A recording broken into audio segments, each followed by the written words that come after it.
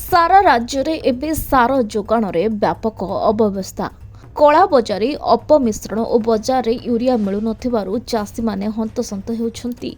प्रतिदिन एहार चित्र सामना को आसुथिबा बेले चासी माने आउ चाष पई मध्य ध्यान देउनाहंती। एने उद्वेग प्रकाश करिसंती विरोधी दल नेता नवीन पट्टनायक। एहार प्रतिकार पई से केंद्र सार और रसायन मंत्री जेपी नड्डा को चिठी लिखि सार जोगाण अव्यवस्था संपर्क में अवगत कराइबा सह तुरंत आवश्यक यूरिया जोगाइबाकू दाबी करिसंती। राज्यर चाषीकूल समस्या को बुझी पूर्वतन मुख्यमंत्री तथा विरोधी दलर नेता नवीन पट्टनायक जेपी नड्डा को चिठी लिखि एहार तुरंत समाधान पाई दाबी करिसंती। नवीन लिखिछंती, कृषि हेउछि ओडिशार अर्थनीतिर मुख्य आधार, जहाँ एहार 70% रु अधिक लोकंकु जीविका प्रदान करे। गत 2 दशंधि मध्य कृषि क्षेत्र में ओडिशार अभिवृद्धि चमत्कार होइछि।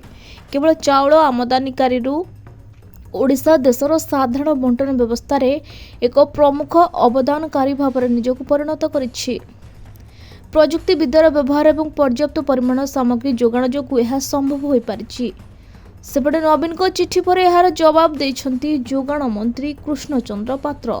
से कहते राज्य में सारर अभाव नहीं, केउठी असुविधा पाई न पहुंची थाई पारे। नवीन बाबू केवल चिठी लिखती, हेले यार फल कौन हुए समस्ते जानिछंती।